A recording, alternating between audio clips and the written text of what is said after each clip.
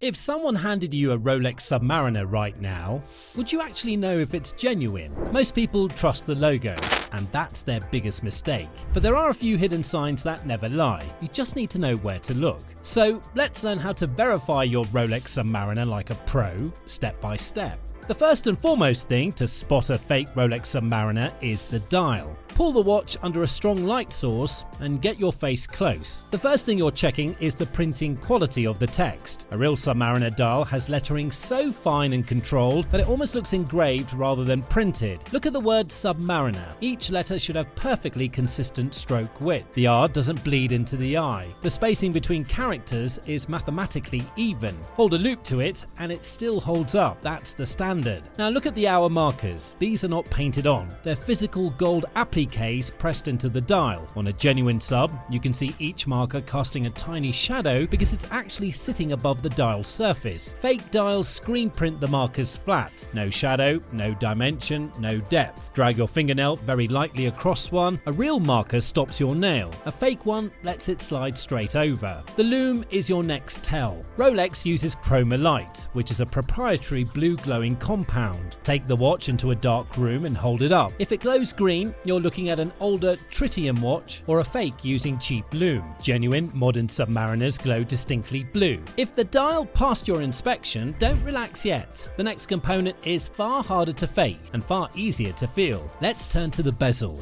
At first glance, every bezel looks similar, but the moment you touch it, the truth starts to speak. The modern Submariner bezel is ceramic, not painted steel, not coated aluminum, but actual ceramic, which Rolex calls Cerachrom. It's nearly impossible to scratch with everyday objects, virtually immune to UV fading, and has a very particular surface quality that's somewhere between matte and satin. If the bezel on the watch you're examining has any kind of glossy or plasticky sheen to it, that's your answer right there. Feel the markings. The minute scale numerals and the pip at 12 o'clock are filled with platinum using a process Rolex doesn't share publicly. What that produces is markings that are perfectly level with the ceramic surface. On a replica, you can feel those markings with your fingertip. They're raised, slightly bumpy, and sometimes rough at the edges. On a real Submariner, you feel nothing but smooth, unbroken ceramic. Now, rotate the bezel. It only goes in one counterclockwise direction. If it spins both ways, stop right there. Look at the alignment. When you click the bezel to a position, the pip at 12 should align perfectly with whatever marker you chose. On a real sub, that alignment is exact. On fakes, there's a consistent half-click sloppiness where the bezel settles between positions rather than locking in decisively. Well, if the bezel felt precise, good. Now it's time to examine the architecture that holds everything together, the case and caseback. The case is where Rolex's metallurgy becomes a cheat code for authentication. First of all, turn the watch over. A steel Submariner has a plain, solid screw-down case back with no window, no exhibition display, and no view of the movement. That's it. Anyone showing you a steel Submariner with a sapphire case back is either uninformed or actively trying to deceive you. Put it down. Now look at the surface finish of the case itself. Rolex uses 904L steel, which is a grade typically reserved for aerospace and chemical processing industries, not watchmaking. The reason they use it is purely about polish. 904L takes a mirror finish that looks fundamentally different from standard 316L steel. It has more depth, more clarity, more brilliance. You can actually see this difference when you compare them side by side. Fake cases are 316L, and the polish looks comparatively flat and dull. Study the case geometry. The Submariner case has alternating brushed and polished surfaces. On a real Submariner, that line is surgical. On a fake, the two surfaces blend gradually. The chamfer is missing or softened, and the transition appears rounded rather than an edge. While the case gives you confidence, the movement gives you proof. The real identity of a Submariner isn't on the dial or the bezel.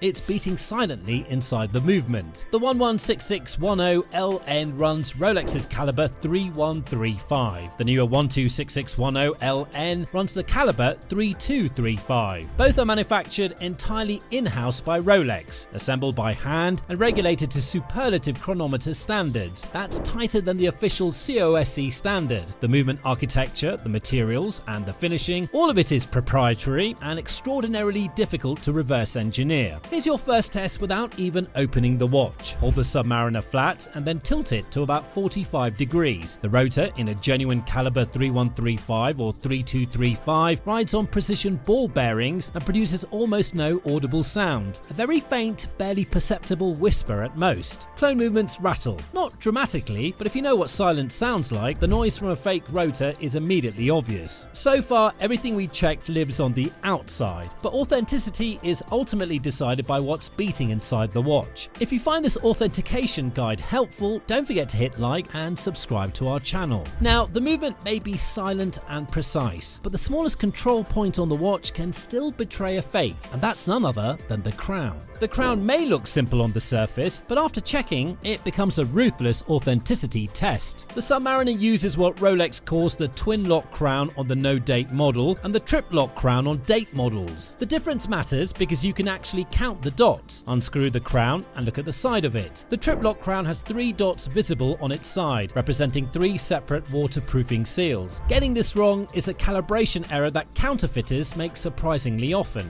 Now look at the Coronet, which is the tiny Rolex crown logo engraved on the face of the winding crown. This is one of the most scrutinized micro details on the entire watch because counterfeiters almost always get it slightly wrong. On a genuine Submariner, the 5 points of the Coronet are evenly spaced and equally sized, and the engraving has real depth. The detail holds up under a 10 times loop. On a fake, the Coronet points are uneven, the spacing is slightly off, and the engraving looks shallow. Now the crown might pass every test, yet counterfeiters almost always fail when it comes to the bracelet. At a glance, every oyster bracelet looks convincing until movement and precision start telling the real story. The Submariner oyster bracelet is built from solid 904L steel links. Every link is machined, not stamped. What that means in practice is weight and rigidity. Lift the bracelet off a flat surface by the clasp and let it drape. A genuine Submariner bracelet falls with controlled fluid weight, like a length of solid chain. A fake bracelet flops or rattles slightly because the links are hollow and the tolerances between them are loose. Look at where the bracelet connects to the case at the end links. Rolex designs these to integrate with the case lug so precisely that at a glance the bracelet looks like it grew out of the case rather than being attached to it. There's no visible gap, no light between the end link and the lug, no misalignment. On fakes, that junction is always the weakest point. You'll see a gap, feel slight play, or notice the end link sitting at a fractionally wrong angle. The bracelet connects the watch to you, but the crystal connects you to the dial, and Rolex hides secrets there. At first glance, the crystal feels invisible until the right light suddenly makes the truth appear. The Submariner uses a domed sapphire crystal on date models, with a Cyclops lens over the date window at 3 o'clock. The crystal is treated with an anti-reflective coating on its inner surface only. Look at the crystal from the side under a light. You'll see a subtle color that shifts as you change the angle. That's the AR coating doing its job. On a fake crystal, either there's no coating, the coating is on the outside, or the color is wrong, too purple or too blue, or applied inconsistently in patches. The Cyclops lens on date models should magnify the date exactly 2.5 times. Hold the watch up and look through the lens. The date numerals should be large, sharp, and fill the aperture comfortably. On fakes, the Cyclops either magnifies too little or not at all, or has visible optical distortion at the edges. Now, besides all the above authentications, even a perfect watch can raise questions if the timeline doesn't add up. That's where documentation comes in. A watch can look perfect in your hand, but its paperwork can still tell a completely different story. Since 2020, Rolex has moved entirely to a digital warranty system. New watches come with a warranty card containing an NFC chip that stores the watch's registration and can be verified at any authorized dealer using a reader. If someone hands you a brand new 2022 Submariner with a handwritten paper guarantee card, the timeline is immediately broken. Match every number. The serial number appears between the lugs at 6 o'clock or on the Rio, depending on the production year. The reference number is between the lugs at 12 o'clock or also on the Rio. Both must match the papers exactly. Then check the reference number against the physical watch. A 126610LN has a black bezel and a black dial. A 126610LV has a green bezel. If the reference says one thing and the watch says another, you have a problem, regardless of whether it's genuine. And that's it. Authenticating a Submariner isn't about spotting one dramatic flaw, it's about reading the entire watch like a system. When you stack the dial, the movement, the bracelet, and the crystal, the real watch always reveals itself. And if this guide sharpened your eye,